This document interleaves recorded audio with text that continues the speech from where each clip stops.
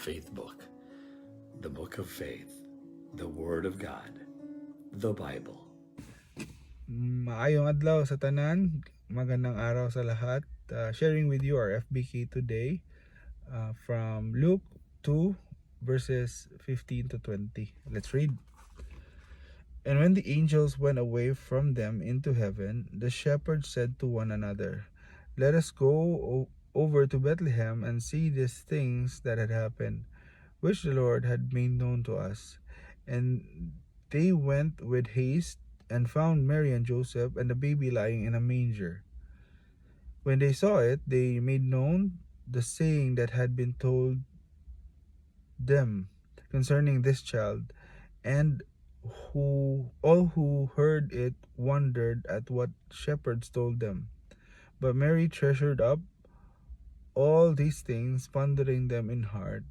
And the shepherds returned, glorifying and praising God for all they had heard and seen, as it had been told them. Let's pray. Almighty Father and loving God, Lord, you are the lover of our soul. You are our life. And we thank you for waking us up today and giving us the grace of hearing your word, Lord God, to guide us. Lord, help us understand it and help us apply it in our life and help us to share it to others. This we pray in Jesus' name. Amen. So, yes po, no? So, just a little bit of context, no? The first lines here, the shepherds said to one another, "Let's go over to Bethlehem." So, if you would just read verses 5 to 20 of Luke chapter 2, you would wonder, where did they get the signal to go over the Bethlehem? So, yun yung sa 15, no? The angels went away. So, nagpakita kasi yung angel, the angel appeared to them. It's actually in verse 9 of Luke chapter 2. An angel of the Lord appeared to them, and the glory of the Lord shone around them, and they were filled with great fear. So, the angel, let me just read on, no? Fear not, for I behold, I bring good news of great joy that will be for all people. For unto you is born this day in the city of David a Savior, who is Christ the Lord. And this will be a sign for you. You will find a baby wrapped in a swaddling clothes and lying in a manger. And suddenly there was with an angel a multitude of heaven, who was praising God and saying, "Glory to God in the highest, and on earth peace among those with whom he is pleased." So that's the prior verses, to just to give us understanding where the shepherds got the to go to Bethlehem. So they went there. You can just imagine, no, the shepherds were just nagpapasto lang sila, and then the angels appeared, and your first question would be, anong gagawin ko? An angel appeared. So you look around your fellow people, and in their case, fellow shepherds, and said, "Sige, punta tayo," no? And then let's read on. And with haste they went, no? Nagmadali sila. And then after that, they saw Mary and Joseph and the baby lying in the manger. And when they saw it, they made known the saying that had been told concerning the child. And all who heard, so they shared, no, what they saw. And then and all who heard it among, but Mary treasured up all these things, pondering them in heart. Okay. And the shepherds returned, glorifying and praising God for all they have heard and seen at it has been told. So next would be Mary treasuring up all the things and pondering them into their heart. So let's just break it down. First, for the shepherds, how I reflect upon this is all about obedience. So when God is telling you something and to go somewhere or to do a command, no, or stop something that you've been doing wrong that is not glorify Him. Yun nga yun, yung tinatawag nila radical obedience, no? that kasi we read, no, na that it's with haste they did that. So dali-dali nilang ginawa yung dapat gawin. So obedience, or rather radical obedience. And then next is when we obey and we witness, no, the majesty of the Lord, or the grace of the Lord, or the orchestration of the Lord, no, yung sige gawin mo to kasi makikita mo yung ko, yung power ko, yung plans ko, that is great for you and for the people. Yun nga, after that they saw, they were amazed kasi nagtugma yung sinabi ng angel, di ba? And then they shared it to people na, no, kung sila, if you were to reenact what they have done, maybe they saw the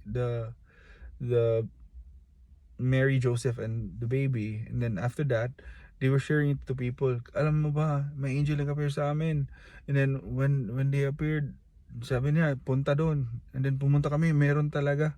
So andun talaga si Mary, Joseph, and the baby. So it is sort of a miracle, no, na just us follow, kasi we don't, not miracle but faith, no, na if God tells you something, hindi man naman natin alam kung meron talaga doon, di ba? But we know, if we know that it's from the Lord, and we obey, and we nagtugma talaga ba sa sinabi ng Lord, and then that's when we share. I remember, no, about sa akin lang, no, personally, as about tithing, kasi I want to become a vessel of blessing to others, and then to have that abundance. I have to find that in the Bible, and one key thing that helped me around that is the verse in Malachi, di ba? So test me on this, that kasi pag we obey God, we will be able to see how He opens the floodgates of heaven regarding tithing, no? So sometimes it's really hard to tithe, no, kasi you wonder, ito hindi na kasya, wala nang matitira. But those are the times that I really just push for it, no, obeying God on it, because I want to bless others, and I know that when I do this, God does not fail. It's not more of sige gawin ko to para gawin ni God, but it's more on gagawin ko to, no, I know God will do it, no. It might not be now, but still, I know God will do it. And sure enough, in my life, no, I say to my wife, sa bag ko, this bag will never run out of money by God's grace, because we know that we are, tithing. So yun, in a matter of obedience. So that's what happened to them, and they really share that, no, na what they had experienced. So this for me is a reflection of witnessing, no, what you witness, kagaya nung nangyari when Jesus rose from the dead, and there were women who saw Him rise from the dead, no. They shared it, they witnessed kasi na, no, the body of Jesus is no longer in the tomb, no, and they shared it to people na the Lord is risen, no.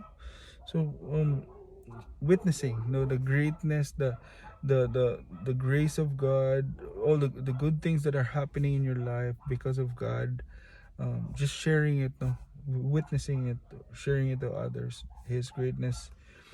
And yun nga, no, the most important thing that needs to be shared siguro in this whole context of Luke 2, no, is yung sinabi ng angel, no, sa 11, Luke 2 chapter verse 11, for unto you is born this day in the city of David a Savior who is Christ the Lord.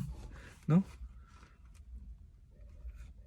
When siguro in that nation or of Jerusalem or where that was happening, and then in the context of what we are experiencing now, in the day-to-day lives, no, we feel hopeless, no, with with all the things that are happening, no, corruption and all that. I don't want to go political, pero it would seem hopeless, no. Just today in Taipei, a man killed 3 people and injured 5, no. The corruption in the Philippines, no.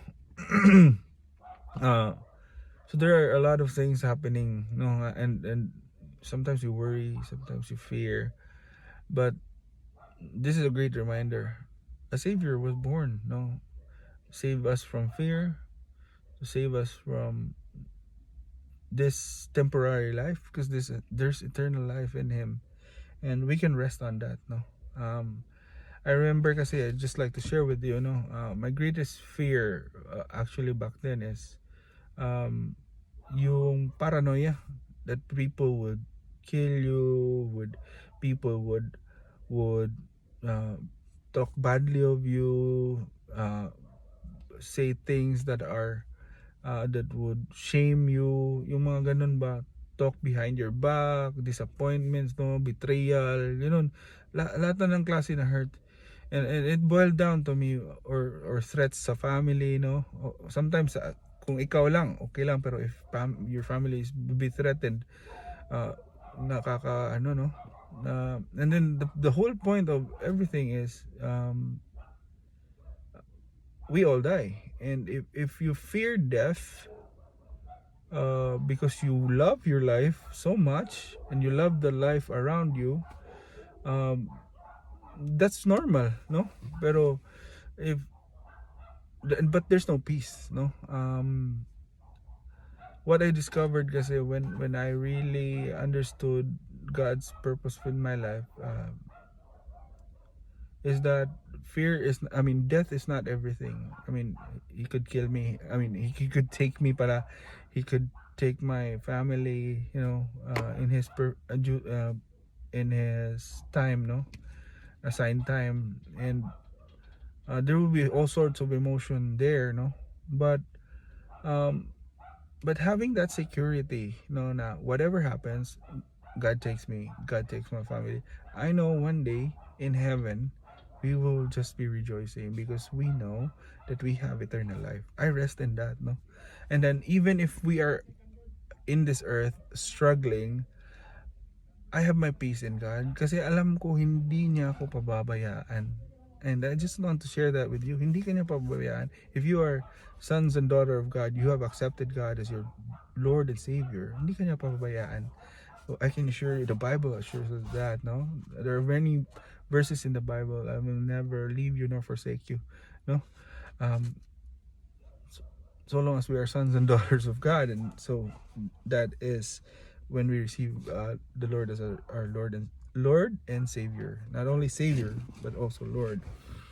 Lastly is dito I want to reflect on Mary treasuring up all the things that pondering in heart, all them in her heart, no. So the reflection, when you're seeing a lot of things that are unexplainable, no, like, wow, I just got conceived without, no, human factors, no. I just, became pregnant out of nowhere, and then gave birth to a child, and the child is the Savior, no. And you just imagine Mary, no. I imagine my wife, no, giving birth. She was in labor for 2 hours. Yes, that's short. Praise God. But when the child was born, no, you were just like, oh, this is a miracle, no. Because even for me, it was a miracle because I have challenges in my thyroid, so challenges in having babies. But That's why we consider our second baby a miracle, no? So pondering all that, no, wow, I have this now. The Savior is with me, or in our case, the gratitude of what the Lord has provided for us. Wow, I have a roof over my head. Wow, I have food. Wow, I have a family. Oh, wow, I have responsibility. But praise God, kasi we have all this, no. Um, and just reflecting on that, Lord, ang bait mo, you're so good, no, Lord God. I don't deserve all this.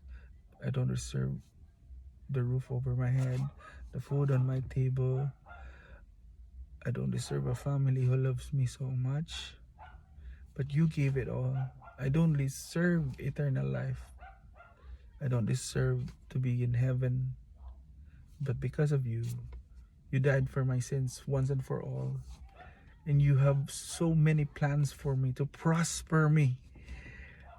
The Lord is so good. No, the Lord is so good, gracious. So this must be happening in Mary. The words here that were used were treasured up. All these things pondering in her heart, treasured. Naalala ko yung verse somewhere in the New Testament, and then again, no, in the New Testament, where your treasure is, there your heart will be. No. So what do you treasure? No, that for Mary, she was treasuring all this, the greatness of the Lord in her life, and that's a question as well for us. No, what are we treasuring? No, and we can go back to the first 2 points, which is obedience, and witnessing. No, witnessing. So I think that's it, no, for our reflection today. 3 things lang, no: obedience, witnessing, and as we witness, we reflect on how great God is. Kasi parang I would be thinking, sino ako for sharing the word, no, to anyone, no? Sometimes nga sinabi ko sa wife, my wife is traditional, no. Traditional before we got married, and I told her, you are more Christian than I am. Sabi ko sa kanya. So I felt that I was not worthy of sharing the word ba. But it's not us that needs to be shared, no, our character and all that. It's the greatness of God, the grace of God in our life, no, when we obey God, no.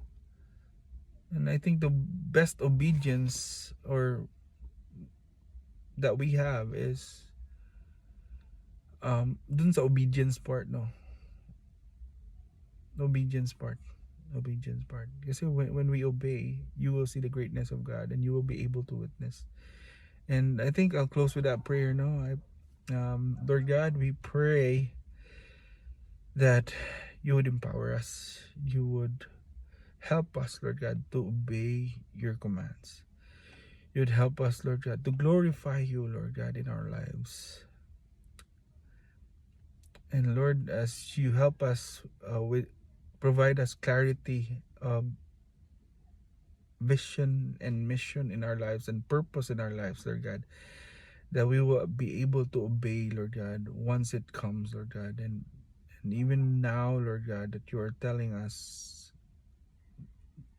I don't know what each one is going through, Lord God, but I know you have a purpose for them. I know that you want them to do something, a ministry for them, and I pray that you would help them obey, as me as well, Lord God, to help me obey, Lord God.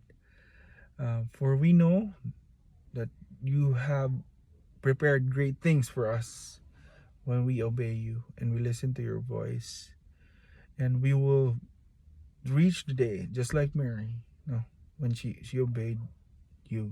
Just be with Joseph, just go here, just go there. We will see, Lord God, your greatness, your saving grace. Lord, thank you, Lord God, for this message. And Lord, we just lift up to you everything, our lives, all the things that we need to thank for, Lord. All for your glory, honor, and praise. In Jesus' name we pray. Amen.